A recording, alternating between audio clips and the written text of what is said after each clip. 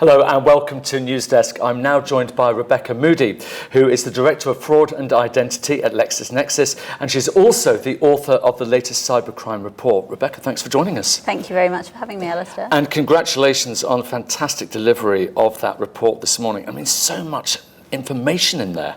Yeah, I mean, it's been an absolutely fascinating journey for me. I've been lucky enough to work on the report since 2015. And just to see the kind of evolution of attack trends and attack patterns that we see in the network has been a really, really interesting journey. Now, of course, these cybercrime reports are regular reports and they keep on coming out. But this one, as you say, so much new information in there. Is it my imagination, or does the change seem to be accelerating in speed and it's really difficult to keep up? Yeah, I think that's a really interesting point. And I think one of the things that I've found particularly kind of different about working on the report over the last year is just how quickly fraud attacks are evolving and how much difference we're seeing in the fraud attacks in the network. So I'll give you an example.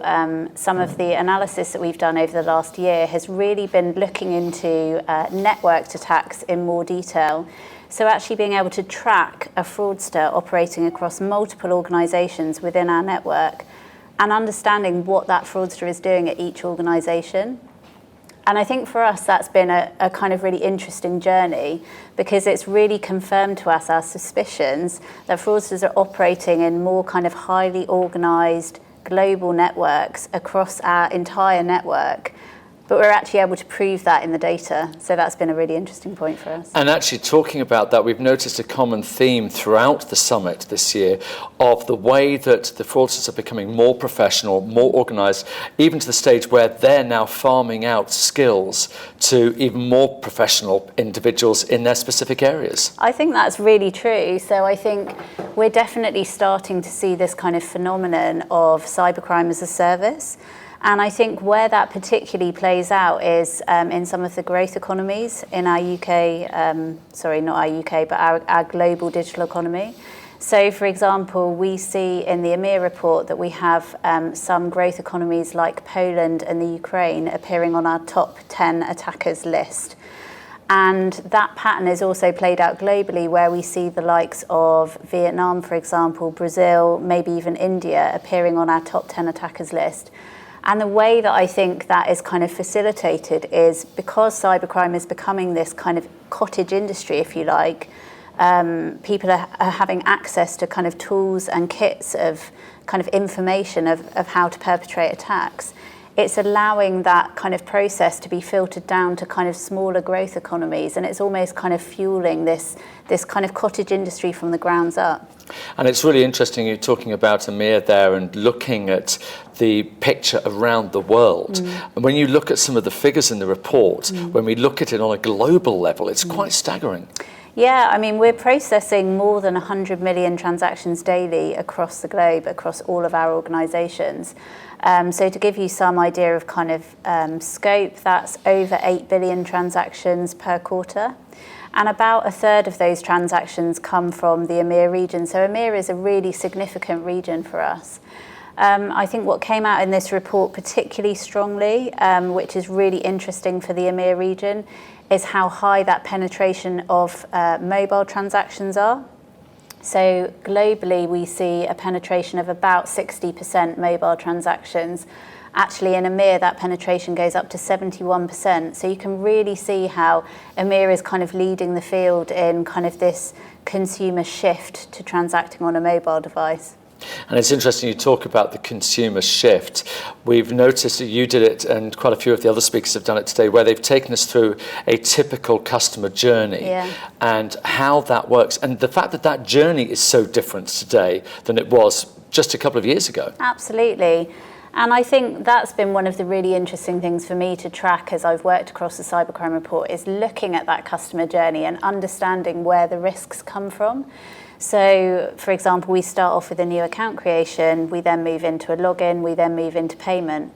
And actually the biggest risk area of the customer journey is at a new account creation stage. So globally, about 1 in 7 new account creation transactions is actually an attack. And it really feels like it's that stage in the customer journey that fraudsters are using to test stolen identity credentials that they're kind of harvesting from these mass data breaches that we hear about in the news kind of almost daily, it feels like. But that feels like it's the point in the customer journey that is most vulnerable at the moment. It's been a fantastic summit today, some really brilliant speakers coming from very different perspectives. What have been some of the standout moments for you?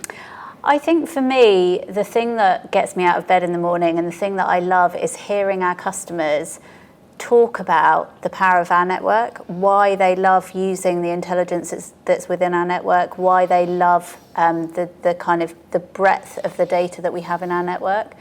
So I'll give you an example of that. I spoke this morning about kind of tracking the path of a fraudster across the UK banking network.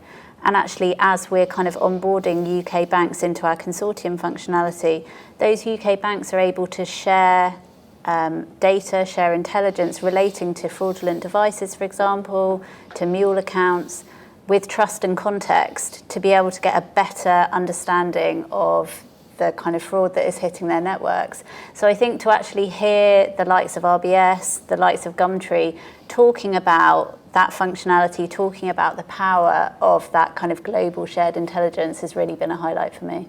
And I've really enjoyed actually hearing such different perspectives on what we're talking about, of course, this year, the theme being empowering the network.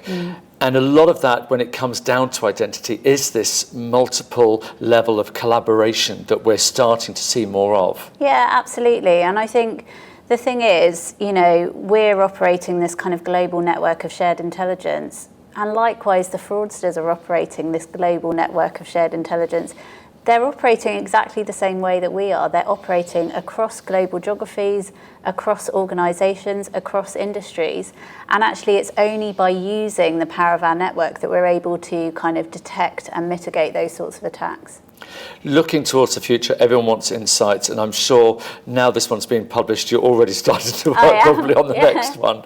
And we should actually remind our viewers that there are multiple dates throughout the calendar where we have the meetups and really valuable updates that come throughout the year. What sort of things do you think you're going to be seeing or looking for in terms of trends over the next few months, next year? I mean, for goodness sake, we probably can't look further than a year, but what are some things you're looking at? So I think for me, the most interesting story in terms of attack patterns is how fraudsters are moving over onto the mobile channel. So historically, mobile has always been a safer way to transact. So at the moment within the network, mobile transactions are 5 times safer than a desktop transaction. And that is still the case, but actually what we're seeing gradually over the course of analysing the data is this kind of subtle shift towards new mobile attack modus operandi, new kind of attack methods, new kind of shifts in behaviour of fraudsters over to the mobile channel. And I think that's because fraudsters follow the money, right? They go where the consumer behaviour is moving to, and consumer behaviour is moving in large scale towards mobile. So I think for me, the area that I'm most interested to watch is this kind of shift to mobile. So looking at in more detail at mobile bot attacks, mobile remote access attacks, any other kind of new and interesting ways that fraudsters are using the mobile channel to kind of facilitate and perpetrate further fraud. Well, it's been fascinating chatting. It's also been great hearing you today as well. Thank you. Congratulations on another amazing report. Thank you very much. Thank you very much, Rebekah Moody. Thank you. Thank you. And if you'd like a copy of that report and haven't got one yet, then do let us know. We'd be delighted to pass that on. And of course, look out for those meetups that we have throughout the year. And again, look forward to seeing you at more of our News Desk reports. And of course, remember to look up #DI Summit 19. Thanks for watching.